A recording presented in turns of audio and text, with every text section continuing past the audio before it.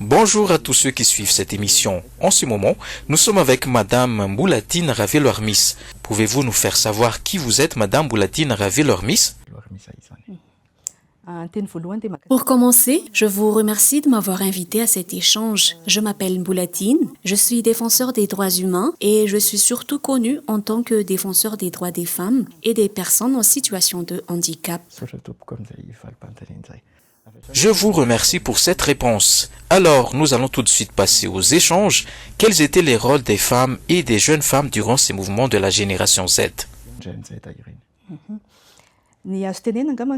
Ce qu'on peut dire peut-être, c'est que c'est similaire au rôle des hommes durant les luttes pour ce qui est des rôles des femmes et des jeunes femmes pendant ces manifestations. Il n'y a pas de différence, puisque si on a vu des hommes et des jeunes hommes lutter contre les lacrymogènes sur place, c'est aussi ce qui s'est passé avec les femmes.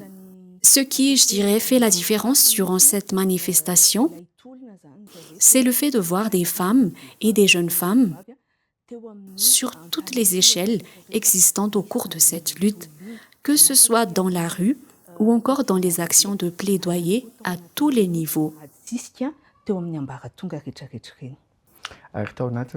Et parmi toutes ces revendications, qu'en est-il des revendications féministes par rapport aux revendications générales? Cela a véritablement coïncidé avec la mentalité féministe, les manifestations menées par la Gen Z. C'est aussi ce qui différencie la génération qui a mené cette lutte, puisque c'est une génération, nous pouvons le dire, qui a compris la complémentarité des rôles des hommes et des femmes. Le féminisme se bat contre la corruption de haut niveau. Il y a aussi la lutte contre la gouvernance dictatoriale, dirigée par des hommes. C'est ce qu'on appelle le patriarcat. Il y a également la lutte contre toutes les mauvaises pratiques du passé, et cela coïncide bien avec les aspirations des femmes, des féministes, pour que les femmes puissent occuper un pouvoir politique, par exemple, et aussi un pouvoir permettant à tout citoyen de jouir de ses droits, en particulier les femmes.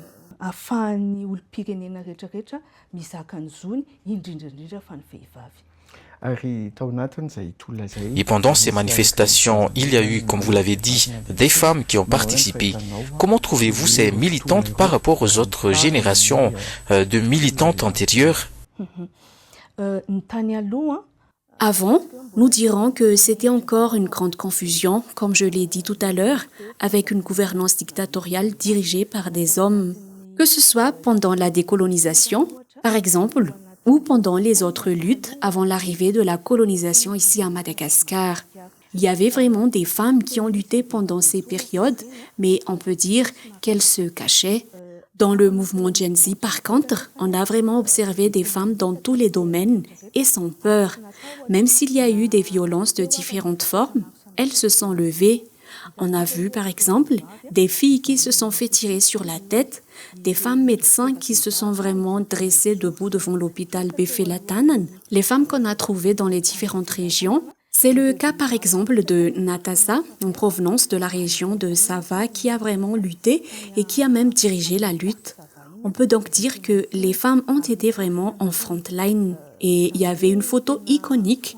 C'est agréable de voir la fille qui a pris les pierres et c'est même devenu un emblème pour la manifestation. On voit que les femmes n'ont plus peur de faire face à cette confrontation, mais elles prennent vraiment leurs responsabilités, malgré ce que nous appelons la violence de grande envergure, qui affecte les femmes en particulier. On retrouve également, par exemple, la femme qui s'est fait brûler les cheveux par les gendarmes, une violence qu'on n'a peut-être pas retrouvée chez les hommes, mais qu'on a retrouvée spécifiquement chez les femmes.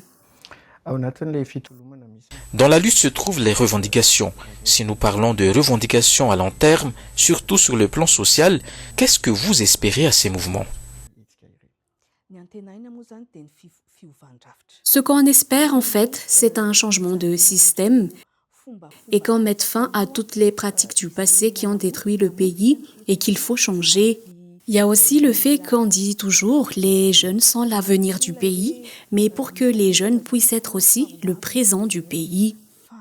Pour les femmes en particulier, C'en est assez de la gouvernance dictatoriale des hommes. Il faut également permettre aux femmes de prendre des responsabilités, pas seulement pour l'apparence, mais à tous les niveaux de décision au sein du pays, afin qu'elles puissent elles aussi contribuer au profit des générations futures du Tanzania.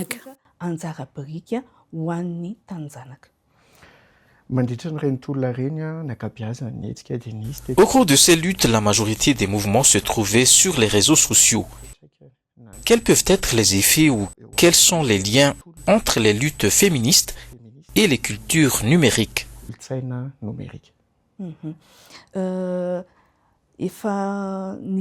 La génération Z, en fait, vit complètement dans ce que nous appelons culture numérique. Et ce qui est agréable dans cela, c'est que nombreuses sont les jeunes femmes et les femmes qui maîtrisent déjà l'utilisation des réseaux sociaux. Ce qu'on peut voir partout dans le monde, c'est que c'est devenu une plateforme permettant à tout le monde, y compris les femmes, d'exprimer les objectifs, les réalités du quotidien, à rester militantes malgré qu'elles ne peuvent pas parfois descendre dans la rue. Ce qui se passe ici à Madagascar, c'est que la capacité des citoyens à identifier les vraies personnes et les vraies informations reste encore faible. Cela fait partie de ce que nous devrions enseigner en masse, reconnaître ce qu'on appelle fake news, savoir ce qui est vrai et quelles sont les informations qui sont bonnes et qui devraient être partagées sur les réseaux sociaux, surtout concernant les femmes.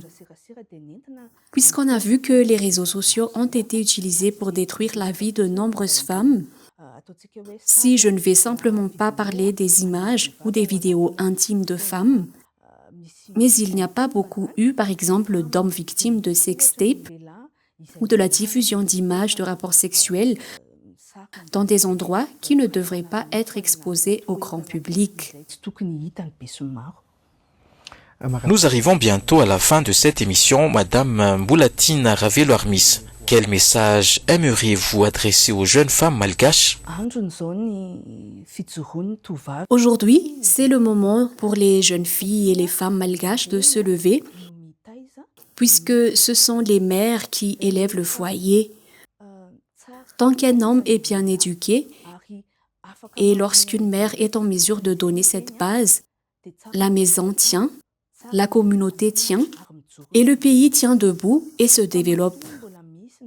Mais tant qu'il existe encore des situations marquées par la haine ou par quelque chose qui ne convient pas dans le pays, c'est qu'il y a une responsabilité de mère malgache qui n'a pas été accomplie.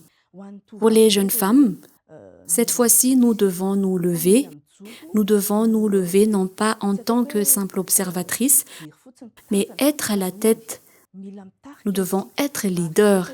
Et ne soyons pas d'accord pour être seulement des rapporteurs, mais soyons des décideuses, des femmes qui ont de la force, capables de faire du plaidoyer et de servir de modèle dans le pays.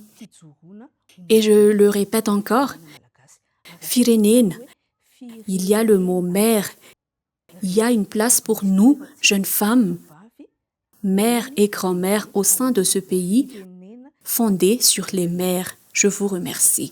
Je vous remercie et merci à tous d'avoir suivi l'émission jusqu'à la fin.